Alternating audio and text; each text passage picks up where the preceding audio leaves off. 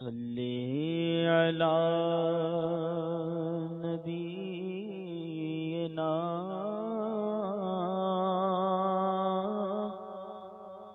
صلی علی محمد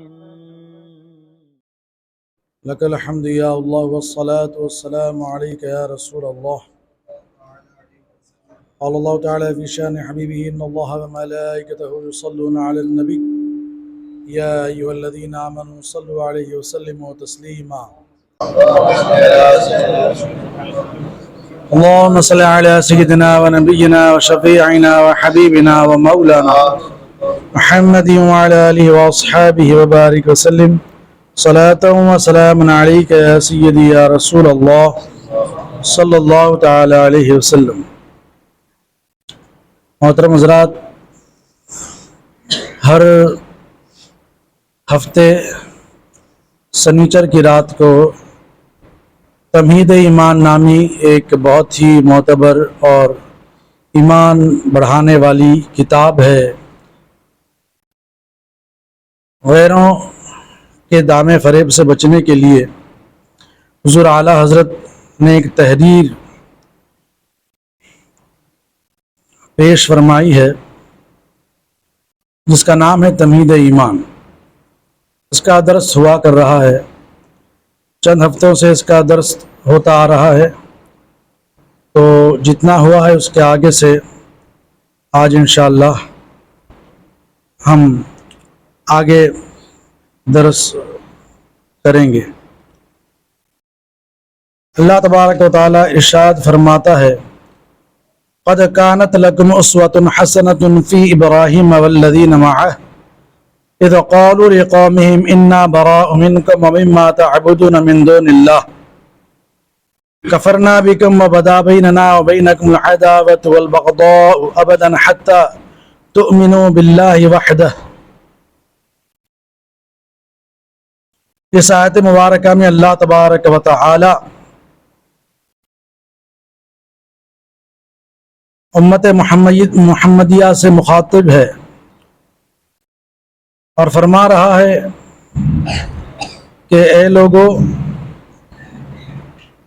میرے نبی حضرت ابراہیم علیہ نبینا علیہ الصلاۃ والسلام اور آپ کے ساتھ والوں نے منکرین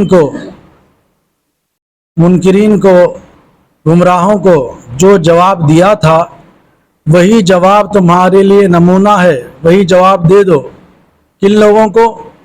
ان لوگوں کو جو منافقت جن لوگوں کے اندر ہے، جو گمراہ ہیں، اسلام کا کلمہ پڑھ کر بھی وہ جو ہے اپنے عقائد ایسے رکھے ہیں جن عقائد کا اسلام میں کوئی دور دور تک کے تصور نہیں.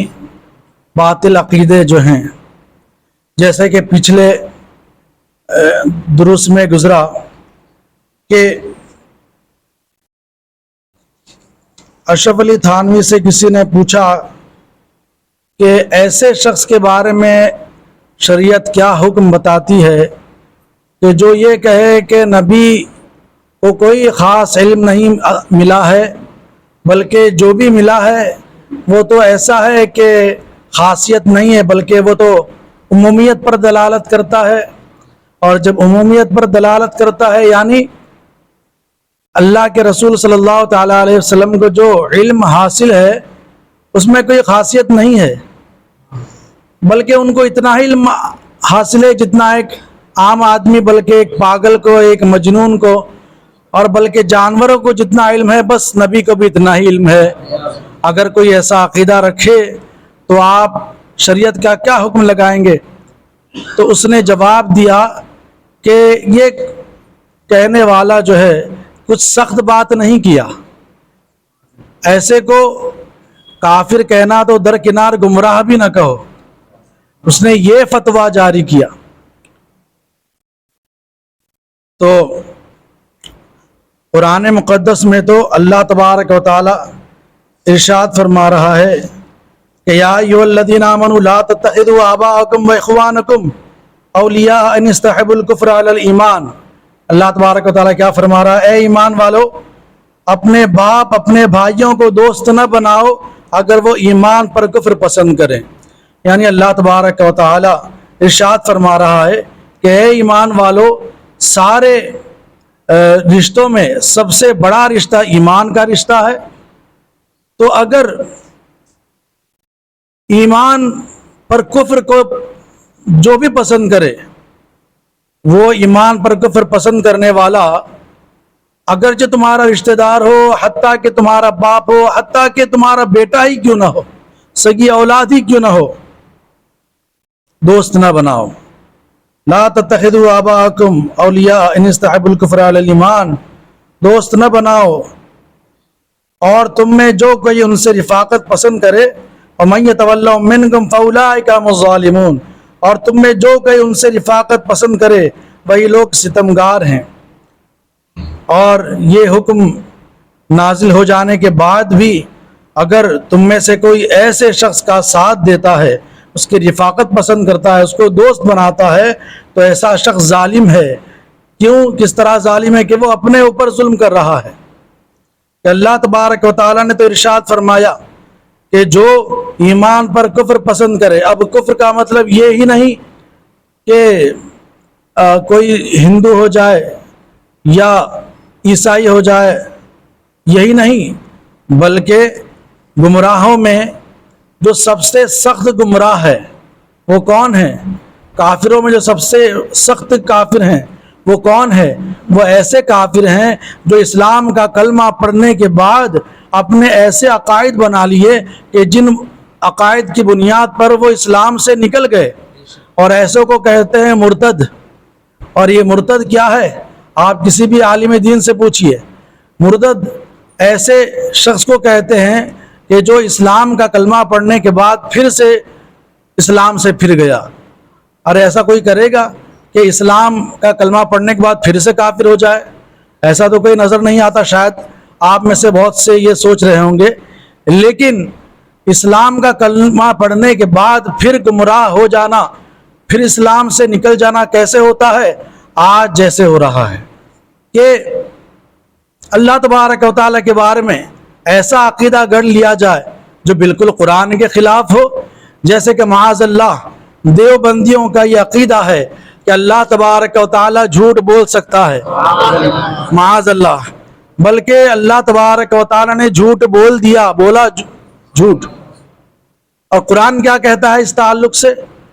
اللہ تبارک و تعالیٰ خود ارشاد فرماتا ہے وَمَنْ أَصْدَقُ مِنَ اللَّهِ قِيلًا، اور اس سے زیادہ سچی بات اور کس کی؟ یعنی سب سے زیادہ سچی بات اللہ کی. اور ہم اہل سنت و جماعت کا کیا عقیدہ ہے؟ ہمارا عقیدہ یہ ہے کہ اللہ تبارک و تعالی ہر عیب، ہر نقص، ہر برائی، ہر کمی سے جو ہے اللہ تبارک و تعالی پاک ہے. تو یہ جھوٹ عیب ہے یا برائی ہے یا اچھائی ہے؟ یہ عیب تو جھوٹ، یہ تو عیب ہے، برائی ہے.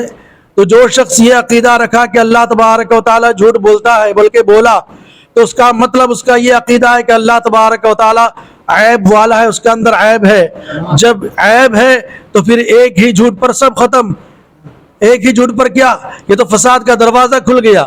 جب اللہ تبارک و تعالیٰ کے اندر ایک عیب ہوگا تو اس کا مطلب ہر عیب ہو سکتا ہے. معاذ اللہ رب العالمین. تو اس طرح سے عقیدہ اگر اللہ و رسول کے تعلق سے بنا لیا جائے گستاخانہ عقیدہ، تو ایسا شخص مرتد ہو جاتا ہے. اور ایسا شخص اگرچہ ٹوپی پہنتا ہو، اگرچہ داڑھی رکھتا ہو، 5 وقت کی نماز پڑھتا ہو، اگرچہ تسبیح دن رات اس کا مشغلہ ہے، مگر وہ ہے کون؟ وہ مرتد ہے. سب سے سخت کافر اب وہی ہے کہ ایک تو وہ کافر ہوتا ہے جس تک کہ اسلام کی روشنی نہیں پہنچی، جس نے اسلام کو قبول نہیں کیا، باپ دادا کے دھرم پر چل رہا ہے، گمراہیت میں ہے، ضلالت میں ہے. مگر وہ شخص جو اسلام کا کلمہ پڑھنے کے بعد پھر برا عقیدہ بنا لیا، گستاخی کرنے لگا، تو ایسا شخص اگرچہ نماز پڑھتا ہو، اپنے آپ کو مسلمان بتاتا ہو، اسلام کا مت والا ہو، مگر وہ مرتد ہے، سب سے زیادہ سخت وہی کافر ہے۔ تو اب سوال یہ پیدا ہوتا ہے کہ ہمارے رشتے میں تو بہت سے ایسے ہیں، ہمارے بھائی بھی ہیں، ہمارے چچا بھی ہیں، ہمارے ماموں بھی ہیں وغیرہ، ہمارے جو سگے رشتہ دار ہیں ان میں سے بہت سے وہابی ہو گئے، دیوبندی ہو گئے، تو اب کیا کیا جائے؟ ان کی رشتہ داری تو نبھانا ہوگا، ان کو کیا جواب دیا جائے؟ تو اللہ تبارک و تعالی قرآن مقدس میں صاف صاف ارشاد فرما رہا ہے کہ حضرت ابراہیم علیہ السلام اور آپ کے ساتھیوں نے جو جواب دیا تھا نا کافروں کو، منکروں کو، وہی جواب تم دو، وہی جواب تمہارے لیے نمونہ ہے۔ حضرت ابراہیم علیہ السلام نے کیا جواب دیا تھا؟ جواب دیا تھا انا براء منکم ومما تعبدون من دون اللہ، ہاں بے شک ہم تم سے بیزار ہیں اور ان سب سے بیزار ہیں جن کو اللہ کے سوا پوجتے ہو۔ اور کیا کہا تھا؟ اور صاف صاف کہہ دیا تھا کہ ہم تمہارے منکر ہوئے، ہم تمہارا انکار کرتے ہیں۔ اور کیا کہا تھا؟ اور بڑھ کر یہ فرمایا تھا کہ اور ہم میں اور تم میں دشمنی اور عداوت ہمیشہ کو ظاہر ہو گئی۔ کب تک؟ جب تک تم ایک اللہ پر ایمان نہ لاؤ۔ وہ منکرین تھے، اللہ تبارک و تعالیٰ کے انکار کرتے تھے، تو حضرت ابراہیم علیہ السلام اور آپ کے چاہنے والوں نے یہ جواب دیا کہ تم اگرچہ ہمارے رشتے کے کتنے ہی قریبی ہو، ہم تمہارا انکار کرتے ہیں، ہم تم سے بیزار ہیں، اور یہی نہیں بلکہ ہم تمہارے دشمن ہیں، اور یہ دشمنی اور عداوت رہے گی جب تک تم اللہ پر ایمان نہیں لاؤ گے۔ تو اللہ تبارک و تعالیٰ ارشاد فرماتا ہے یہی ان کا جو ہے قول اور یہی جواب اے ایمان والو تمہیں اپنانا چاہیے۔ اور فرماتا ہے لقد کان لکم فیہم اسوۃ حسنۃ لمن کان یرجو اللہ والیوم الآخر ومن یتول فإن اللہ هو الغنی الحمید، بے شک ضرور ان میں تمہارے لیے عمدہ ریس ہے، بے شک ضرور ان میں تمہارے لیے عمدہ نمونہ ہے اس کے لیے جو اللہ اور قیامت کے دن کی امید رکھتا ہو، اور جو منہ پھیرے تو بے شک اللہ ہی بے پرواہ سرا گیا ہے۔ یعنی فرماتے ہیں یعنی وہ جو تم سے یہ فرما رہا ہے کہ جس طرح میرے خلیل اور ان کے ساتھ والوں نے کیا کہ میرے لیے اپنی قوم کے صاف دشمن ہو گئے۔ حضرت ابراہیم علیہ السلام اور ان کے ساتھی دشمن ہو گئے ان کی قوم کے، اور تنکا توڑ کر ان سے جدائی کر لی، یعنی مکمل طور پر قطع تعلق کر لیا، اور کہہ دیا کیا کہہ دیا کہ ہم سے تمہارا کچھ علاقہ نہیں، ہم سے تمہارا کچھ علاقہ نہیں، کوئی تم سے رشتہ نہیں، ہم تم سے قطعی بیزار ہیں، تمہیں ایسا ہی کرنا چاہیے، تمہیں اے ایمان والے تمہیں بھی ایسا ہی کرنا چاہیے، یہ تمہارے بھلے کو تم سے فرما رہا ہے، مانو تو تمہاری خیر ہے، نہ مانو تو اللہ کو تمہاری کچھ پرواہ نہیں۔ جہاں وہ میرے دشمن ہوئے ان کے ساتھ تم بھی ہے صحیح، وہ دشمن ہوئے ان کے ساتھ تم بھی صحیح، میں تمام جہان سے غنی ہوں اور تمام خوبیوں سے موصوف جل وعلا و تبارک و تعالی۔ یہ قرآن حکیم کے احکام تھے۔ اللہ جس سے بھلائی چاہے گا ان پر عمل کی توفیق دے گا، مگر یہاں دو فرقے ہیں، فرما رہے ہیں کہ یہاں پر دو فرقے ہیں جن کو ان احکام میں عذر پیش آتے ہیں، یہاں دو فرقے ہیں جن کو ان احکام میں دو رکاوٹیں پیش آتی ہیں، دو رکاوٹیں۔ کیا رکاوٹیں؟ پہلی رکاوٹ اور پہلا عذر کہ فلاں تو ہمارا استاد ہے، وہ جو گستاخی کیا ہے نا، جس نے گستاخی کیا وہ تو ہمارا استاد ہے، بزرگ ہے یا دوست ہے، تو اسے کافر کیوں کر مانیں، اسے کیسے کافر کہیں؟ تو اس کا جواب تو قرآن عظیم کی متعدد آیات سے سن چکے، بہت سی آیات میں اس کا جواب موجود ہے کہ رب نے بار بار بتا کر صراحتاً فرما دیا کہ غضب الہی سے بچنا چاہتے ہو تو اس باب میں اپنے باپ کی بھی رعایت نہ کرو، اپنے باپ کی بھی رعایت نہ کرو۔